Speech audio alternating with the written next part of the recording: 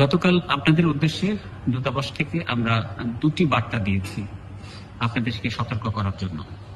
এই বার্তাগুলোর মাধ্যমে অন্তত দুটি পরামর্শ আপনাদেরকে আমরা দেওয়ার চেষ্টা করেছি, যেগুলো সংক্ষেপে নিয়ে আবার পড়ছি। এক, সবাই নিরাপদ অবস্থানে থাকুন।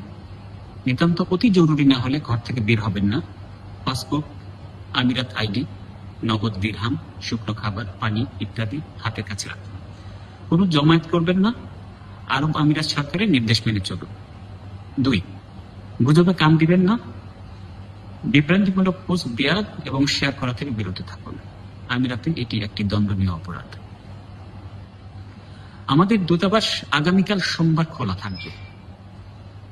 আমরা গতকালকের কথাই আবার বলছি, যে কাজটি আপনি আগামীকাল করবেন বলে পরিকল্পনা করেছিলেন, সেটি যদি 7 দিন বা 10 দিন পরে করলেও চলে, তাহলে আপনার আগামীকাল একবার দরকার নেই। যদি এমন জরুরি হয় যে সেটা আপনার আগামীকালকেই করতে হবে, কেবলমাত্র সেক্ষেত্রে আসুন, আমাদেরকে আপনারা দূতাবাসে পাবেন। প্রিয় ভাই বোনেরা, সাহস হারাবেন না। আপনাদের যে কোনো প্রয়োজনে আমাদের সাথে যোগাযোগ করুন। বাংলাদেশ সরকার এবং দূতাবাস ও কনসুলেটের সকল সদস্য আপনাদের পাশে আছে।